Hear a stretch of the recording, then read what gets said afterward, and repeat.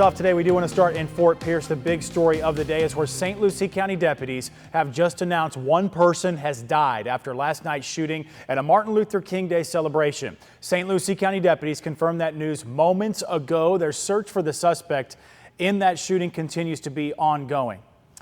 We will show you a map of where this happened. This was Ilous Ellis Park, Ilous Ellis Park, MLK Day shooting. You could see right there, Avenue D area.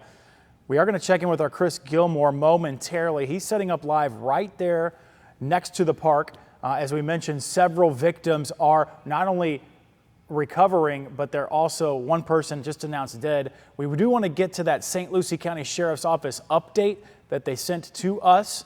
Here it is in its entirety.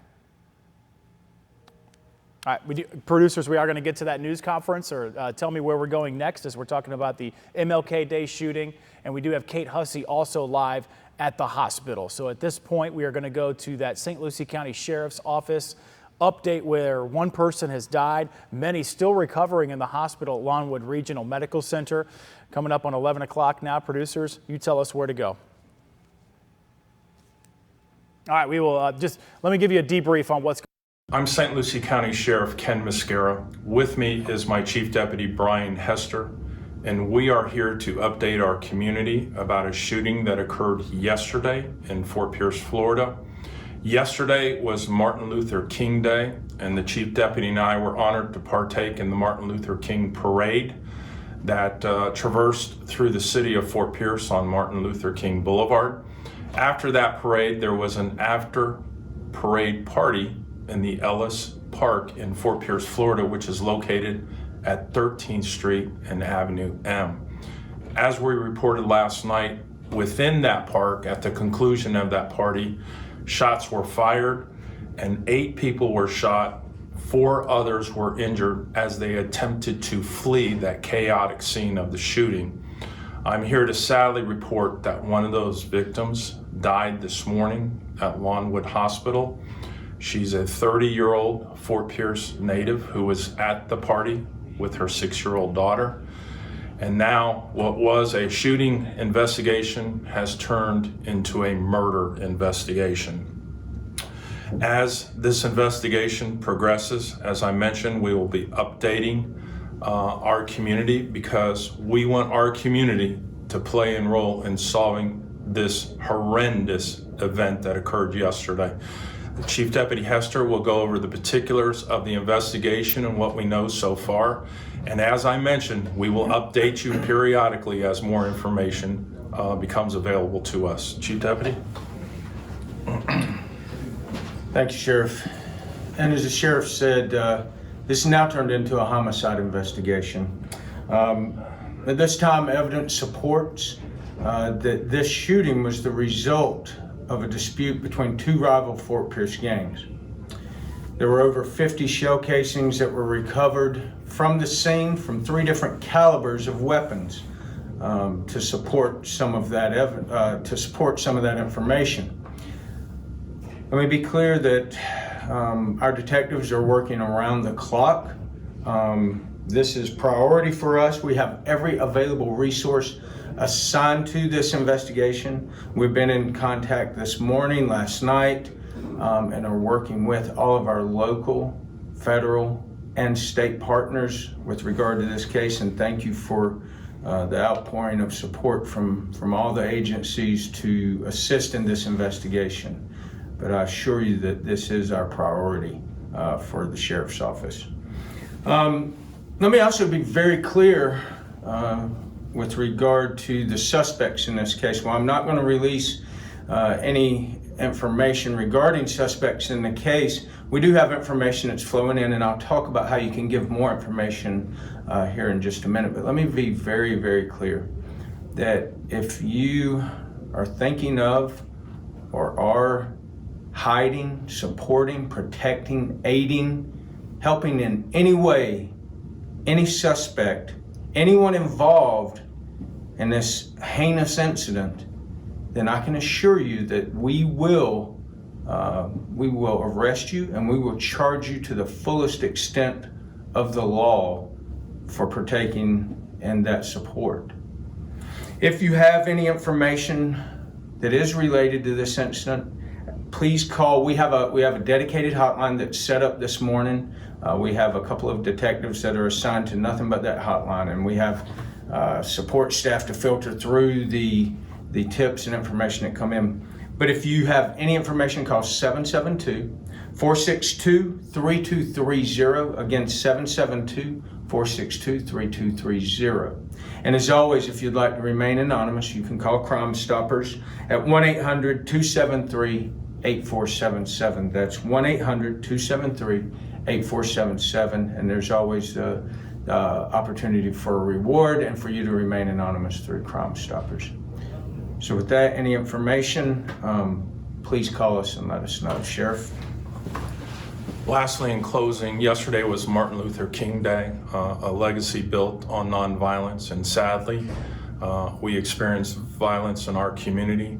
Our heartfelt sympathies go out to the young lady's family who lost her life in this senseless act, and our community in general. We sympathize with them. We're sorry that this happened, but we are committed to put the people responsible for this act in jail and prosecute to the full extent of the law. Thank you. All right, we want to not go to weather. We're going to go right here and recap what the sheriff's office just told us, that there is one 30-year-old Fort Pierce woman confirmed dead now from that shooting. She was at that party, that car and bike show with her 6-year-old daughter at Ilous Ellis Park in Fort Pierce, where this all happened. They're not releasing any more information at that park. Now let's get deeper into this. We do have our Chris Gilmore live at the scene where it happened just last evening. Chris, you're speaking with people on the scene. What else are we learning from your perspective? Well, Mike, I just want to draw your attention immediately to behind me right now at the far end of Ilous Ellis Park. Those crowd of cars there are all from the sheriff's office. They have the sheriff's logo emblazoned on their vests there.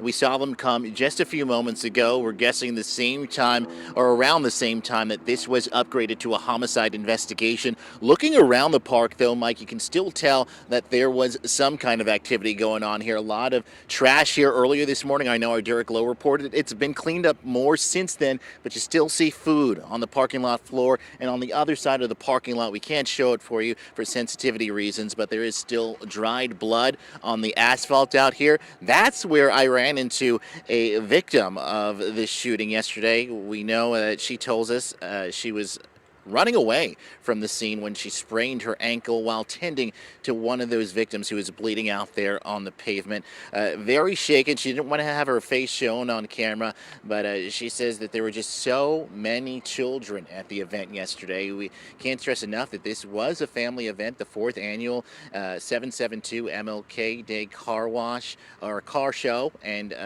Kids Fun Day. There were bounce houses here. There's playgrounds within my line of view here, Mike, a community pool, school not too far away from here. She's really shaken at this point, especially since there's no suspect at this time that has been identified.